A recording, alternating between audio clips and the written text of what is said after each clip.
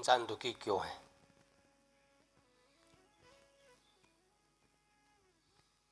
क्योंकि दुख के कारण अनेक होते हैं। दुखी रह रह करके तो कितना दुखी रहेगा। क्योंकि मनुष्य जीवन एक ही बार प्राप्त होता है 84 लाख जन्मों के बाद में, और उसमें भी अगर हम लड़ते झगड़ते इस जीवन को निकालें तो उसमें तो नर्क जैसा जीवन बन जाता है।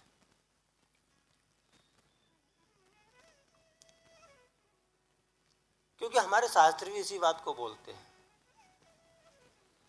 कि प्रेम से जियो, जियो और जीने दो।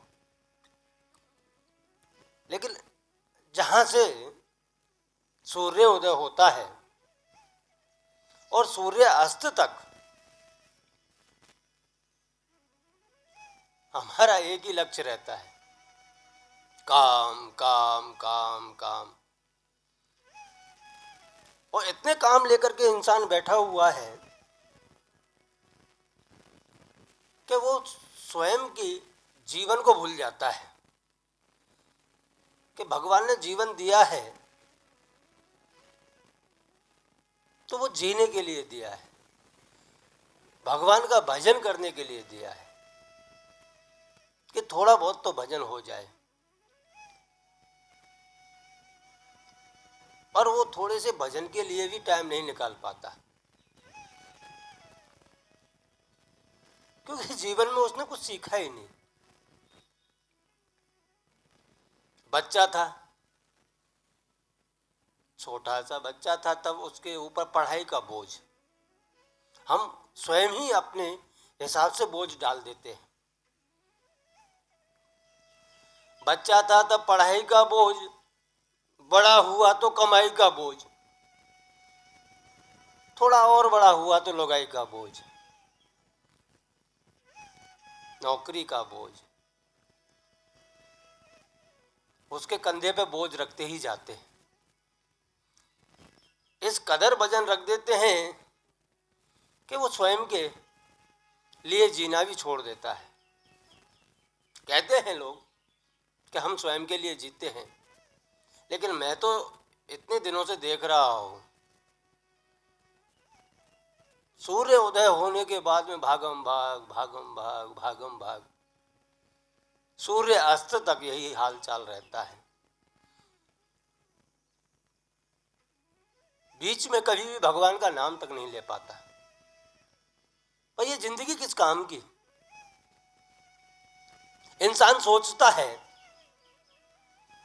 कि जवानी में पैसा कमा लूं, बुढ़ापे में भजन करूंगा,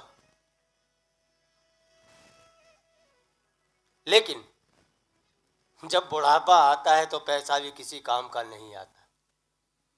वो पैसा किस काम का जो बुढ़ापे में भी काम ना आए। तुम्हारी जीवन जी नहीं सकते तो वो किस काम का पैसा। एक घड़ी आदि में पुनियाद, तुलसी संगत साधु की हरे कोट अपराध। क्या आपने अपने जीवन में कभी भजन किया नहीं, सत्संग किया नहीं, किसी अच्छे इंसान का संग भी नहीं किया, तो आपको अपने अनमोल जीवन की कीमत की नहीं पता चलेगी। कि मनुष्य जीवन भगवान ने दिया है तो वो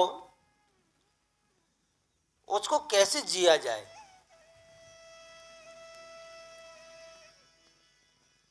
इसी हिसाब से एक दंपति थी, पति पत्नी दोनों थे।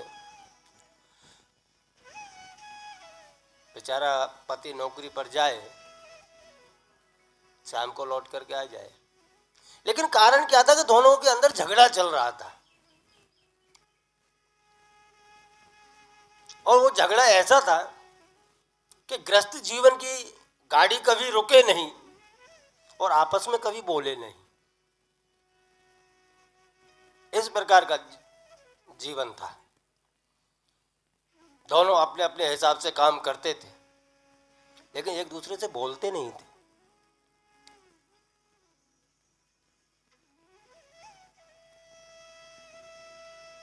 जो उसकी पत्नी थी वो सुबह जगे, उसके जगने के बाद में तुरंत चाय पर पहुंचा दे, टेबल पर रख करके आ जाए।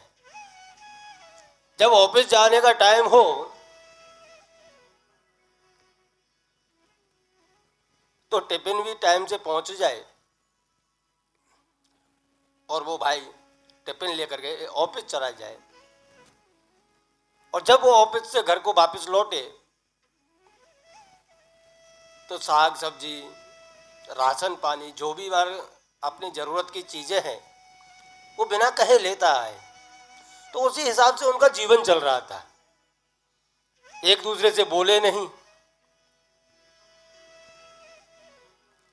और जीवन की गाड़ी ऐसी चलती जा रही थी। संयोगवश एक दिन हुआ ऐसा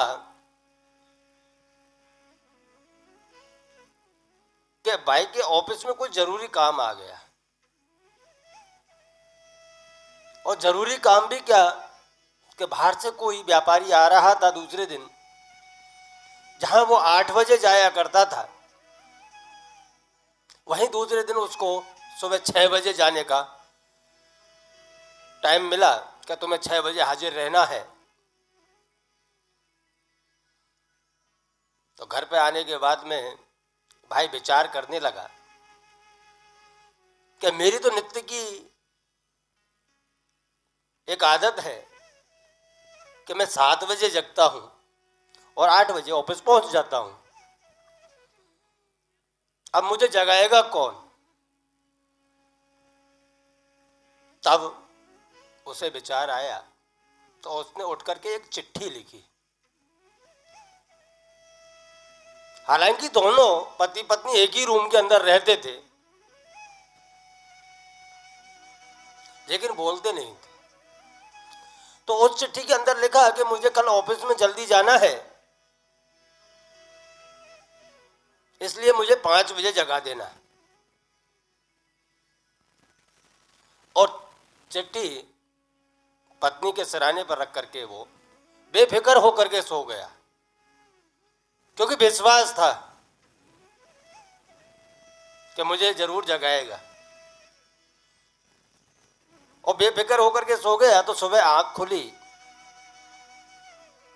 खुली तो घड़ी के ऊपर, टाइम के ऊपर नजर गई तो देखा कि 7 बज रहे हैं। लेट हो गया।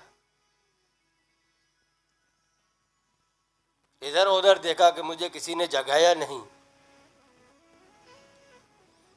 आज मेरी इंपॉर्टेंट मीटिंग थी, वो भी निकल गई।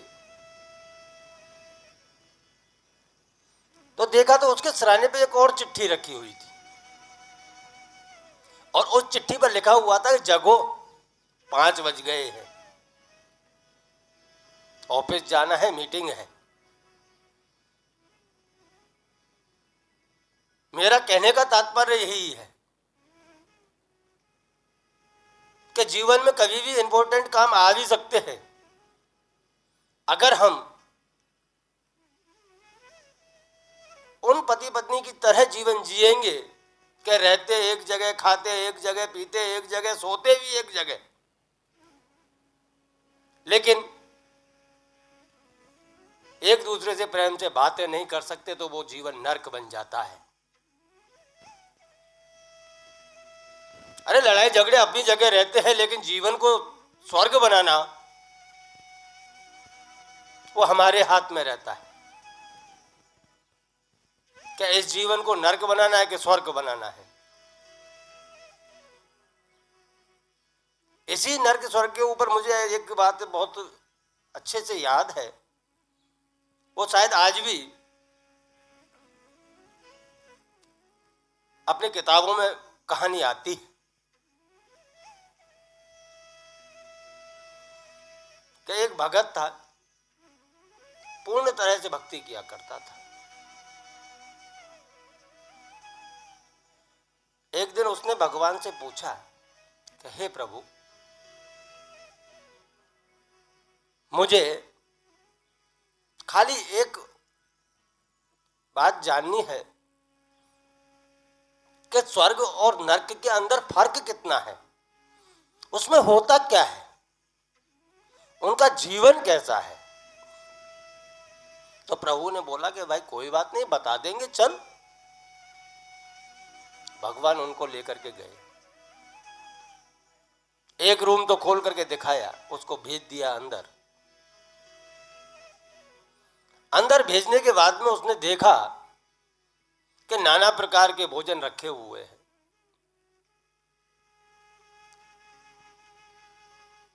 लेकिन उसके अंदर जितने भी जीव हैं, मनुष्य हैं,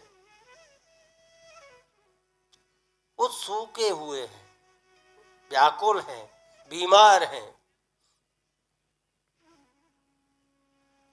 कोई भी उस भोजन को खा नहीं सकता।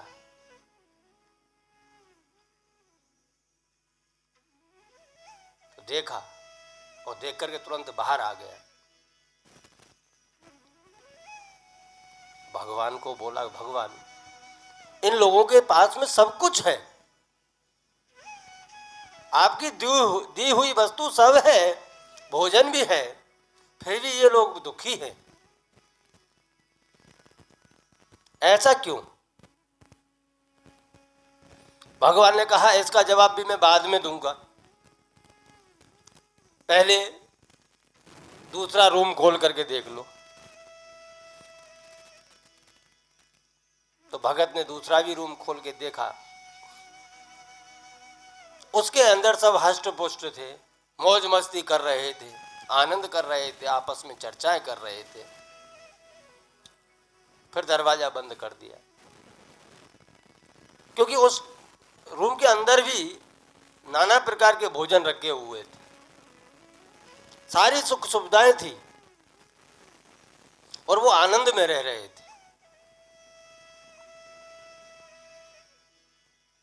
आकर के भगत ने भगवान से पूछा कि भगवान जो रूम वो है दूसरा, वही रूम ये है, लेकिन उसमें सब बीमार हैं, दुखी हैं, भूखे हैं, नरक जैसी जीवन जी रहे हैं, सब कुछ होते हुए। और ऐसा ही रूम ये बाजू वाला है, उसमें सब स्वर्ग जैसे आनंद कर रहे हैं, हष्ट पुष्ट है, इसका कारण क्या। तब भगवान ने बोला कि स्वर्ग और नरक सब यही है, अपना अपना विचार है कि हमको स्वर्ग जैसी जिंदगी जीनी है कि नरक जैसी जिंदगी जीनी है। मनुष्य मरने के बाद में खाली इनके अंदर एक परिवर्तन आता है कि इनके हाथ एकदम सीधे रहते हैं। हाथ सीधे हैं तो ये जो भोजन है उसे अपने मुंह में नहीं डाल सकते, क्योंकि जो हाथ मुड़ेगा ही नहीं तो भोजन पेट में जाएगा नहीं। और जो नरक वाले जीवन जी रहे हैं वो इसीलिए दुखी है कि उनका हाथ मुड़ता नहीं, पेट भरता नहीं, इसलिए आनंद आता नहीं। और जहां स्वर्ग वाली बात आती है तो स्वर्ग के अंदर जो भी है, उन्होंने एक युक्ति ऐसी निकाली हुई है कि हाथ मुड़े के ना मुड़े उससे हमें कोई लेना देना नहीं है। मैं तेरे मुंह में डालता हूं, तुम मेरे मुंह में दो, एक दूसरे का पेट भरेंगे तो जीवन आनंद में हो जाएगा। कहने का मतलब कि हमने किसी दूसरे का पेट भरा नहीं तो हमारा कौन भरेगा। सब कुछ होते हुए भी हम नरक जैसा जीवन जी रहे हैं। ऐसी कोई वस्तु नहीं जो हमारे पास में नहीं है, बस एक चीज की कमी है कि हमने दूसरे को खिलाना नहीं सीखा। स्वयं के लिए जिए हैं, स्वयं के लिए ही खाने की विचार करते हैं, लेकिन भगवान देता सब है आपके लिए। उसको या तो खा करके खिलाओ या खिला करके खाओ, तो ही जीवन आनंद देता है। जीवन के अंदर तो ही स्वर्ग प्राप्त होता है। क्या आप दूसरे को खिलाओगे तो पर ब्रह्म परमात्मा भी आपको खिलाने का रास्ता बताएगा, आपका जीवन आनंद में बना देगा। इसीलिए कहता हूं कि उन पति पत्नी की तरह नहीं जीना है जो सब कुछ होते हुए भी आपके इंपॉर्टेंट काम छूट जाए। आप बोलते नहीं हो, काम सारे चल रहे हैं, फिर भी जीवन नरक जैसा हो जाता है। इससे अच्छा है कि भगवान ने एक जीवन दिया है, उसको आनंद में जियो। अरे घर घर की बात है, हर घर में एक जैसा माहौल नहीं होता, लेकिन हर घर में एक जैसा माहौल बनाना हमारे हाथ की बात है। हम चाहें तो अपने जीवन को स्वर्ग बना सकते हैं और हम चाहें तो अपने जीवन को नरक बना सकते हैं। भगवान ने दिया है तो हाथ लंबा कर करके किसी और को पेट भरने के लिए। आज मैं इतना ही कहूंगा कि अपने जीवन को स्वर्ग बनाए, ना कि नरक बनाए। नरक तो वैसे भी है सबके लिए, क्योंकि बचपन तो ऐसे ही निकाल दिया, खेलते कूदते, जवानी में पर काम करने में निकाल दिया। काम करो, बच्चों का ध्यान रखो, आया बुढ़ापा तो बुढ़ापे में तो फिर तो रोने का नंबर आता है कि हमने कुछ किया नहीं। सब किया तो बच्चों के लिए किया, लेकिन खुद के लिए कुछ नहीं किया। इसलिए आओ, उठो, जागो और खुद के लिए कुछ कमा लो।